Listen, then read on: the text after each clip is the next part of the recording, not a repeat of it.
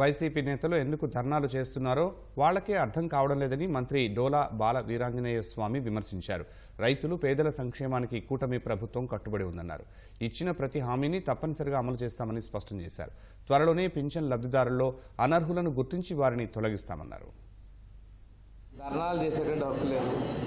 ఎందుకు చేస్తారో వాళ్ళకి అర్థం కాలేదు. ఎందుకు చేశారో ఎంతమంది వచ్చారో కూడా ఒకసారి గమనించుకోవాలి. మాట తప్పింది అంటే మేము మాట తప్పదాం అంటున్నాం. తప్పనిసరిగా మేము ఇచ్చినటువంటి ప్రతి ఒక్క హామీని నెరవేరుస్తాం. అంతేగాని మాకు తెలియక ఆ రోజు మాట ఇచ్చాం, వారం రోజుల్లో చేసేస్తాను అయింది అది సిపిఎస్. తర్వాత మాకు తెలియలేదన్నారు. 15,000 అన్నారు అమ్మఒడి, 13,000 ఇచ్చారు. ముందు చెప్పలా. 2 బిడ్డలకు అన్నారు, ఒకళ్ళకి ఇచ్చారు. ఇవన్నీ మోసాలు కాదు. చెప్పినట్టు మేము చేస్తున్నాం, అన్నీ చేస్తాం, గడువు కాదు. మా ప్రభుత్వానికి మ్యాండేట్ ఇచ్చారు, తప్పనిసరిగా చేస్తాం. ఈ ప్రభుత్వం పేదల పట్ల, ఈ రాష్ట్ర అభివృద్ధి పట్ల అంకితభావంతో ఉంది. తనిఖీ చేయించి సామాజికంగా మన సర్కిల్లో వాటి అనర్హులను తీసేస్తామండి, అర్హులకు ఇప్పిస్తాం.